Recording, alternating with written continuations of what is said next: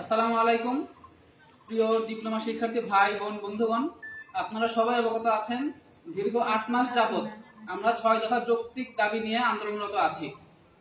আপনারা অবগত আছেন গত ঈদ উল ফিতরের আগ মুহূর্ত থেকে আমরা আমাদের সকল ধরনের একাডেমিক কার্যক্রম অফ রেখেছি। আমরা দীর্ঘ সময় একাডেমিক কার্যক্রম অফ রাখা সত্ত্বেও উপর মহলের বা সংশ্লিষ্ট কর্তৃপক্ষের এ ব্যাপারে কোনো ধরনের টনক নড়েনি। তারা এখন পর্যন্ত আমাদের 6 দফা নিয়ে কোনো ধরনের আশ্বস্ততা ব্যতীত কোনো ধরনের দৃশ্যমান কোনো পদক্ষেপ তারা নেয়নি।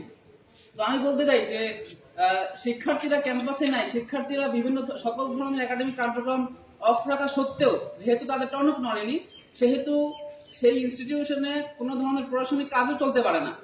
যেই ইনস্টিটিউটে সকল ধরনের একাডেমিক কার্যক্রম অফ, শিক্ষার্থীদের দাবি মানা হচ্ছে না, সেজন্য আমরা আমাদের যে প্রশাসনিক গেট আছে এবং আমাদের প্রশাসনিক কাজকর্ম আছে সকল ধরনের কাজকর্ম অনির্দিষ্টকালের জন্য আমরা অফ ঘোষণা করতেছি এবং আমাদের প্রশাসনিক গেট অনির্দিষ্টকালের জন্য আমরা বন্ধ করলাম।